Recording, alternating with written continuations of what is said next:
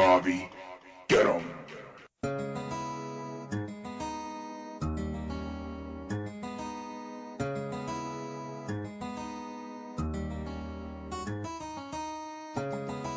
It's a Brave Talk Radio exclusive here on TonyEmahale.com. We're going both deeper and wider as we discuss the intricacies of relationships. So let's join the conversation. It's already in progress with author Colin Tate, LaTanya Worsham, and yours truly, Tony Emahale.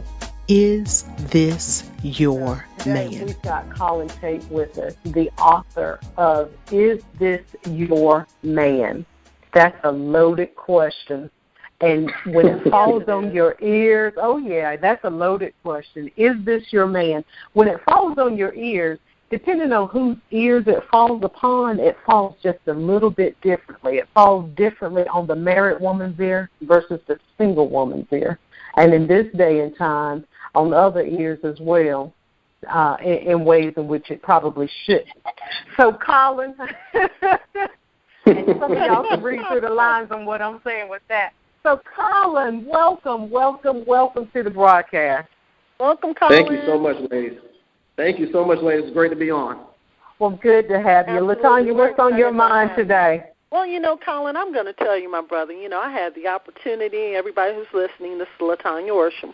And, I'm going to tell you, this book had my head turning, but it also brought back some interesting memories as well. But needless to say, I want to know, most importantly, what came to mind that you felt this would be a great resource for men and women, for that matter? Great question. As early as I was about 15 years old, I was always giving women, or at least at that age, girls, advice about men. And as you get older, you start thinking you have all the answers. And one thing I started noticing, ladies, is there are a lot of great relationship coaches out there, from Rob Hill Sr. to, Tony Gaskins, Steve Harvey's, you name them. But one of the things I was noticing is that we were only giving women advice from one perspective, and that was our own. And so when I started running into women who were dealing with abusive men, called the CEO in my book, or women who were running into baby boys or chameleons, because I wasn't these men myself, I really didn't know how to help them. So I figured, let me go to the men themselves, figure out how they act, how they manipulate women, and once I'm able to get advice from them, I'll be more equipped to help certain women.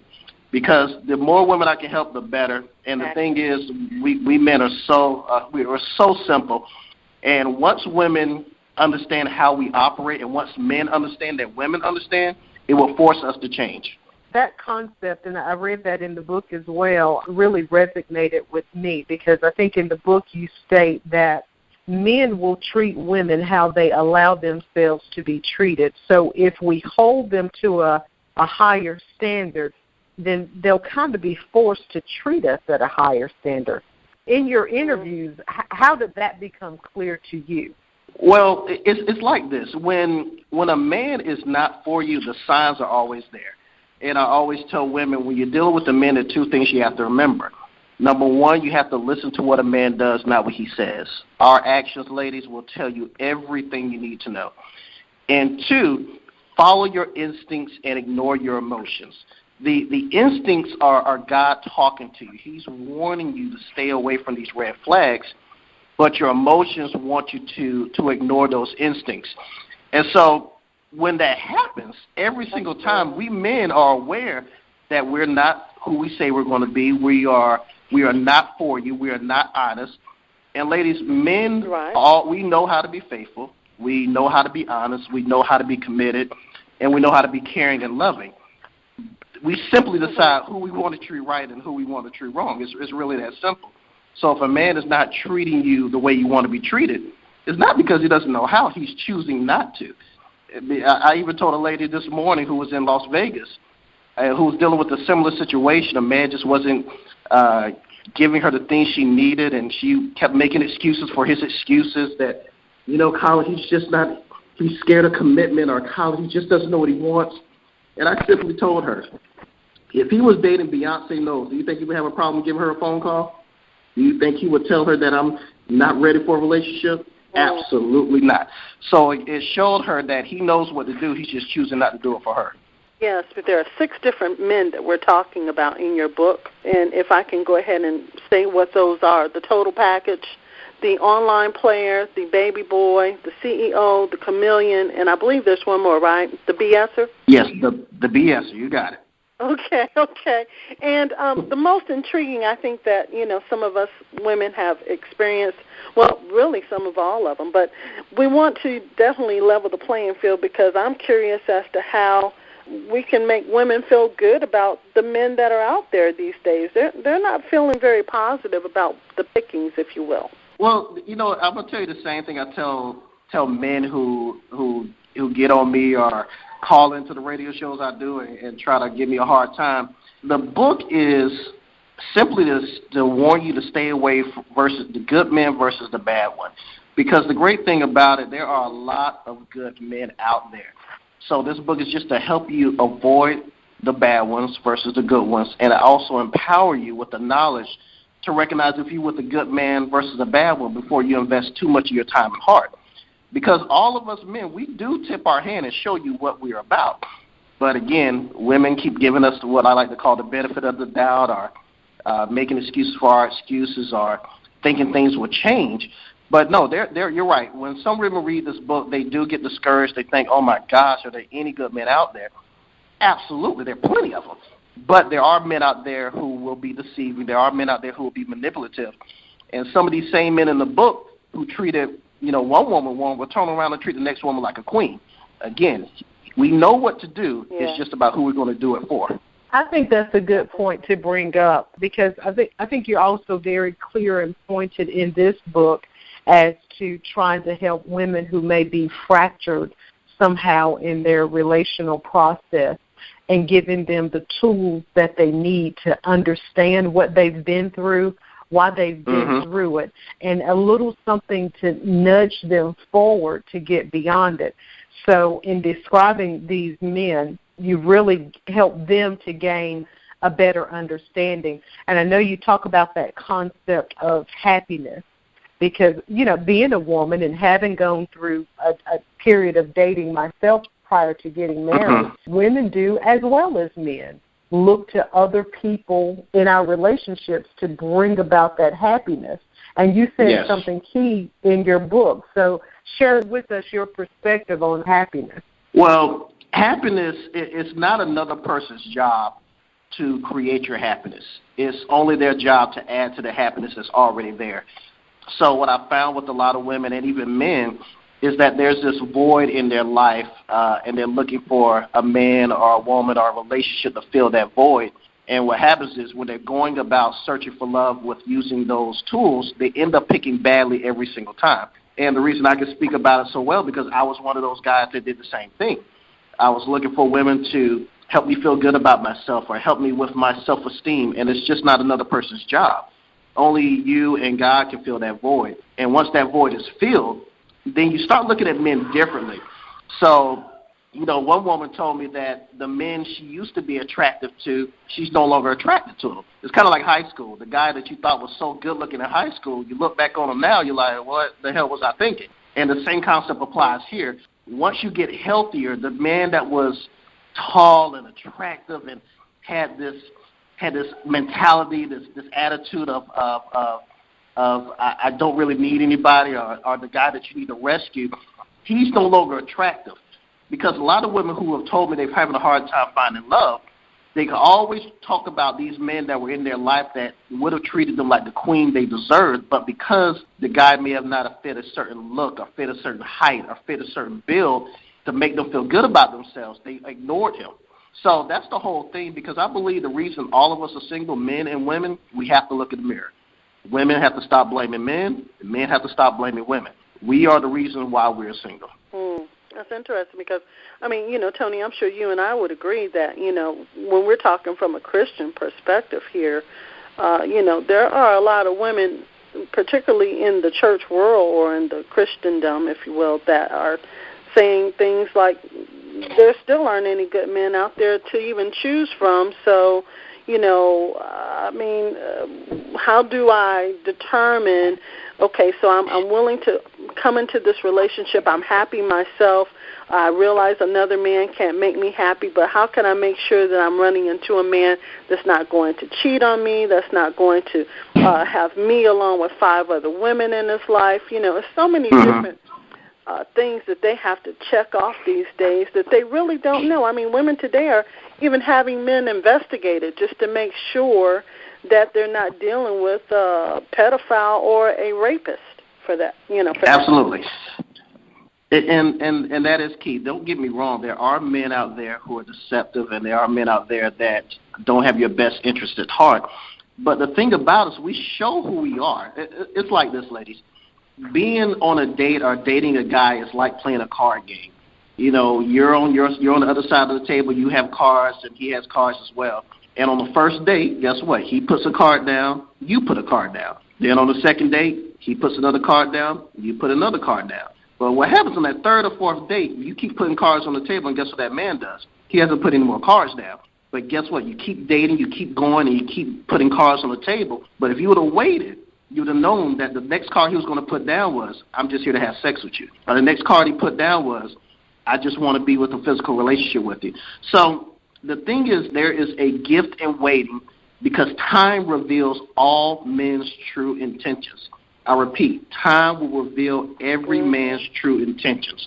So I tell women in the church that just because you have found God doesn't mean the work is now gone. Now that you're with God, he's just hoping that you can hear him clearly to still do the work that needs to be done to find your husband. Because if all you had to do was not have sex, there'll be a lot more women in the church that are married and with great relationships. So celibacy is just, if you look at from A to Z, that's just F, if you will, of what it takes to find a good man. There are other things you still must do. And that just because you're saying I'm not going to have sex anymore doesn't mean the work that you need to work on yourself is all of a sudden evolved and you're just thinking that the man's just going to show up at your door.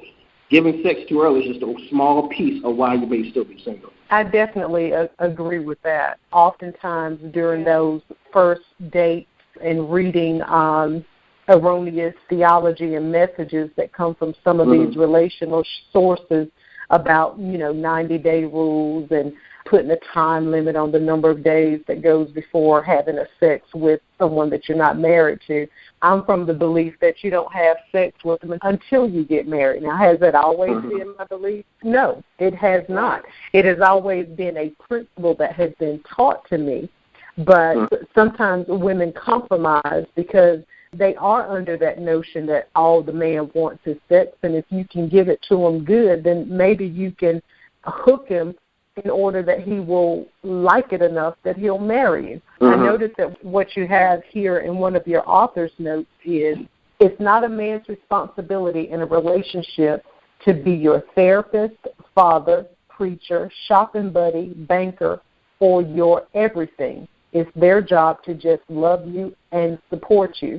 So what's the difference there?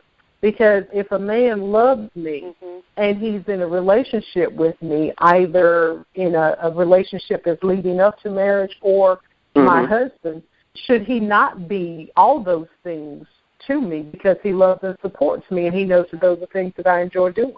Well, see, there's a balance. When I wrote that author's note, those are for women that are looking for a man to be their world, when they're looking for a man to be their everything. And, I was guilty of that when I was dating before I met my wife, and it's just not another person's job to do that. And when you do that, it will suffocate the person. It will drain the person because it's just not their responsibility to be your everything. They're there to be your partner. They're there to love you. They're there to support you, but they're not there to be your entire world. And so what I do when women are in that space, I tell them that, I give them this analogy. You have a beautiful front yard, you have a beautiful house, but when you get to the backyard, it's a mess. And it's not a guy's job to fix that backyard. You have to fix that before he comes into the picture. So, again, that is for women and it's for men as well if they're looking for their partner to be their everything. I've met some women who want a child so bad because they're looking for that child to fill a void that's in their life. And again, only that person and only God can fill that void. If you look for other things to do it, whether it be a man, a baby, alcohol, a job, you will still end up being empty at the end of the day. So let's take that, because it's much like the empty cistern that's talked about in the Bible. And in your book, you talk about a leveling process, because when you're looking to somebody to be your everything, and essentially you're looking for them to fill that God-shaped void in you that only God can fill, which now causes you to develop a level of insecurity. And then you describe a process called leveling. Let's talk about that. Well, and so leveling, it was very important for that CEO chapter, because the CEOs and, Dr. Bruce in that chapter, they use leveling as a tactic. So if they meet someone who they perceive to be better than they are, they have to do things to knock them down to their perceived level. So that's why women deal with a lot of verbal abuse, physical abuse, financial abuse, emotional abuse. Or if they feel they can't do it in that way, then they have to bloviate themselves or make themselves seem superior. So I actually spoke to a woman yesterday who's dating a CEO, and I told her the only gift this man has shown is that he sees the greatness in you that you don't see in yourself. And she said, what do you mean? I said, he was so afraid that if you ever get past that horizon and you see your true potential, that you're going to leave him. So he can't let that happen. So every time you think you want to, better yourself or get another job or go to school, at first he seems encouraging, but once he sees that you're going to follow through, his fear will take over, and that's why he may hide your scrubs, or that's why he may hide your car keys, because he is afraid that if you realize the potential that you truly have, that you'll leave him alone. So I guess there's a lot of intimidation that happens on the side of the man as well. Absolutely, absolutely. And again, the reason that she kept being a target for these types of men is because in her particular case, she was teased as a child, and she had abandonment issues with her mother and father. And so these men can pick up on the insecurities. And I say that again, ladies. Men can smell and sense the insecurities, and they play off of them. So they can tell if a woman is very, very eager to get married. They'll play on that. They can tell if a woman is very insecure. They'll play on that. They can tell if a woman is financially insecure. They'll play on that. So, again, men only do what you guys allow. You guys have so much control. I told my wife the other day, I said, men, we have the power to choose, but women, you have the power to accept. It's just like a job interview. You guys have the power to apply for any job you want to, but the company has the power to hire you. So who really has the power? And women, you guys have the power. You decide if we can kiss you. You decide if we can take you out. You decide if we can have sex with you without a condom on. You have the power. But once your emotions get caught up in it, and men, we know this, your power and your logic goes out the window. That is true. So true and so on point. During this first interview, we're really just doing an overview and actually laying the foundation for what is to come when we actually start discussing these 6 types of men. And just so the listeners are clear, we're talking about 6 types of men that women should avoid in dating. This is by no means trying to be a generalization of how all men are, but it's simply trying to heighten the awareness and enlighten the mindset of women when they're assessing men in which they're considering a long-term or even a short-term relationship with regard to different behaviors and commonplace behaviors, mindsets that they should avoid. Here's something interesting as well that you wrote in the book that I'd like to somewhat read and then have you summarize exactly what you meant by that. And this is in the chapter of Where It All Began. And you say that when we were born, we are all new in the world and have no concept of hate, fear, insecurity, anxiety, or any other forms of negative emotion. Okay? It is the job of our parents to pour a certain amount of education, guidance, motivation, love, self-esteem, and self-confidence, compassion, self-worth, reliance, and independence into our empty cup. And then you go into an analogy about milk and how it evaporates over time. Yeah. So on those bases, and I didn't read that whole paragraph there, but just enough.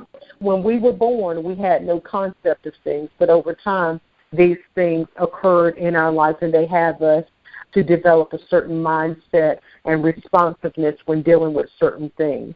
You talked about the role of our parents, and now let's talk about that evaporation process that occurred from what our parents or the people who raised us put into us with regard to feelings about ourself, our self-worth, our value, and relationships. Yeah, that's one thing I noticed when I was doing a lot of these interviews for the book and trying to get a concept of why do you keep running into these men. And that's one thing I found was that there were 6, and I just couldn't understand over and over again what was going on. And so when I would interview women or when I would ask a question through Twitter or Facebook, I started noticing that there was a common theme to why one woman would tolerate a guy treat her so badly over and over again versus another woman that wouldn't tolerate it for 1 second. And there was always a common theme. There was either they were teased as a child, they have issues with body image issues and have issues with how they look in the mirror, they have been through some form of abuse in their past, or they may have abandonment issues with mother, father, or both. And I found that in some cases it was one, or in some cases it's all of the above. And there was one young lady in particular, you just reminded me of her as you were talking. She kept asking me that when men see her, they always say to her that she's mean or that she's so unapproachable or that she acts like she's angry. And she couldn't understand why, because she said she's sweet as pie. But what happens is when men see you and they see a woman that has that expressionless look on your face, it's kind of like, not to call her out, but you know the lady from Real Housewives of Atlanta, Nene Leakes? She kind of has that same look of being unapproachable. And I told her when men see that look, ladies, it screams, leave you alone. Because I'm sure some of you may have even had men look at you at the grocery store, stare at you at the mall, but never approach. Because every man, I don't care if it's Colin Tate, I don't care if it's, what's the guy's name, Matthew McConaughey, I don't care if it's Barack Obama, every man has had a woman cut him down like he is a homeless man off the street. So we found out that one of the reasons she had this wall up is because she was abused and because she was also teased as a child. So just to kind of piggyback about that milk analogy is when that void is there and it has not been filled with love through God and through herself, a woman will, and men, feel they have no choice but to find another mate to fill that void. But that void has to be filled. You cannot walk around with your cup half empty because that void needs to be filled through something. And if you are born into a situation where your mother wasn't there, your father wasn't there, or both, you're kind of behind the 8 ball already. And so these men are preying on those situations. But I just love it when I'm able to bring clarity to women because they just couldn't understand the dotted line between what was going on in their childhood to the men that are continuously coming to their life. And that's the whole reason for writing this book, is just to be of service to help women understand it's not all you. The good news is you. The bad news is you. But it also means that you're in total control of changing the situation. Exactly. And that's really good, Colin. I guess one of the things that come to mind is the segment where we talk about the online player. I believe that's the second gentleman we refer to. Yes. And, you know, he had a lot of insecurity, too. And the basis of him, I remember in the book, the basis of him being the online player was because he didn't know how to approach women. He didn't know how to extend his offer to take them out because of so much rejection, and not to mention he wasn't much of a dater. So when he finally did try to do the right thing, he still ended up doing the wrong thing, getting feedback from men that were nothing but players. So, you know, Absolutely. It's amazing. And it also helps me understand, too, that women do these things as well. I know it's not just like we said, this is not a men-bashing opportunity by no means, but like Tony said, it's a means of helping people understand where we're going and what we're trying to accomplish here regarding men and women and their relationships. So on that note, we're going to go ahead and close for a minute, but I want you all to keep it locked here on the Take It to the Max Radio Network as we're having what I would call some Brave Talk today. So keep it locked. We'll be right back. You are listening to Brave Talk Radio at TonyEmahale.com. W.E.B. Du Bois said it best. Our deepest fear is not that we are inadequate. Our deepest fear is that we are powerful beyond imagination. It is our light more than our darkness that scares us. We ask ourselves, who are we to be brilliant, beautiful, talented, and even fabulous? But honestly, who are you not to be? You are a child of God. Small games do not work in this world. For those around us to feel peace, it is not example to make ourselves small. We were born to express the glory of God that lives in us. It is not in some of us, it is in all of us. While we allow our light to shine, we unconsciously give permission to others to do the same. When we liberate ourselves from our own fears, simply our presence may liberate others. When the brave arise. An annual Women's Enlightenment Conference hosted by TonyEmahale.com.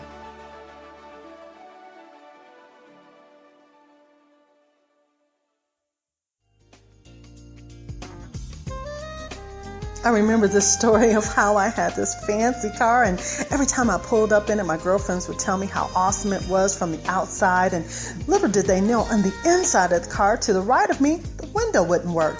To the left of me, I can barely get out of the car. I would have to reach my arm out and allow myself to get out. Then suddenly, months later, the windshield wiper stopped working. Wow. Last but not least, the tires were just non-stop a problem, and then I had to have this imbalancing issue that was going on with my car. Let me tell you something. The Lord had to show me it's time to pull over to the curb and take a look from within. You know, he said, listen, you need to check some things out, little lady. Let me help you understand. You need to work on the inside out. The inside out. The inside out. You get it? You see, in Christ, He wants us to understand that in Him we live, we move, and we have our very being. God wants the best for you. But see, you can't just look the part. You've got to be the part. And you've got to understand that God wants the best for you. So we have to work on the inner man, and then we'll look good on the outside. You got to take care of what's a mess on the inside, where there's imbalance, and God is not pleased when we don't walk by faith, understanding that we must trust in Him with all that we have from the inside out. God bless you. This is LaTanya Worsham with Your Empowerment Today. Have a great day. Garvey, get 'em. It's a Brave Talk Radio exclusive here on TonyEmahale.com. And we're back, and I want to thank you for tuning in to Is This Your Man? We're talking about today with Tony Emahale and myself, LaTanya Worsham, and our guest, Colin Tate.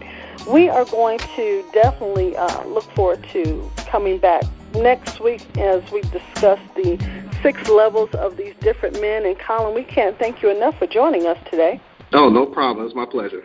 And I guess we're going to go ahead and basically give some more description. As Tony mentioned, we are basically just giving a foundation as to this book, how it got started, and some different things that we're looking forward to going in deeper depths as time progresses. So we want you all to join us next week. And until that time, thank you for tuning in. Tony, you have anything? Yeah, Colin, tell everybody how they can get a hold to this book so they can read ahead and join us in beginning literally in the first chapter on next week. Perfect. They can go to isthisyourman.com. My book's available on Amazon, Kindle, and also available on Nook.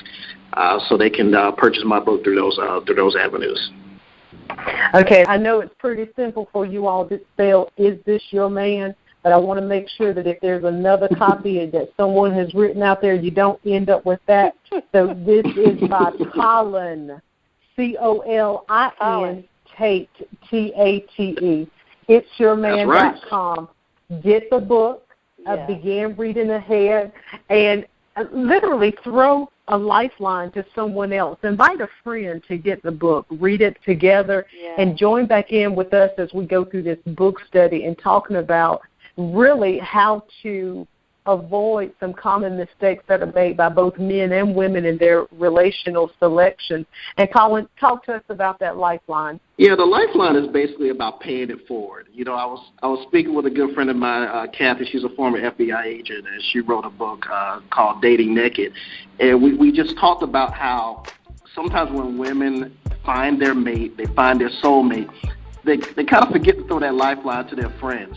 And that's my whole point of this book is once you understand the men to avoid and you can figure out these clues and figure out what they're doing and you learn the apps that they use, please throw a lifeline through your single friends and just pay it forward. That is the key. Pay it forward. Be of service to somebody else. The more women we can help, the better. And the more women that change, trust me, men, we will have no choice but to change right along with them. Awesome. Well, again, we can't thank you enough, Colin, for joining us. And until next week, we will be talking about, is this your man?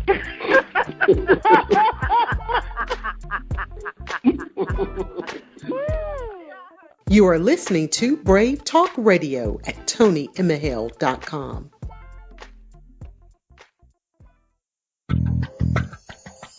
Today's broadcast has been brought to you by Next Level Plus Project Management and Business Consultants. Learn more about how Next Level Plus can help you solve the right problems and seize the right opportunities by calling 704-780-2997 or visit their website at nextlevelplus.org.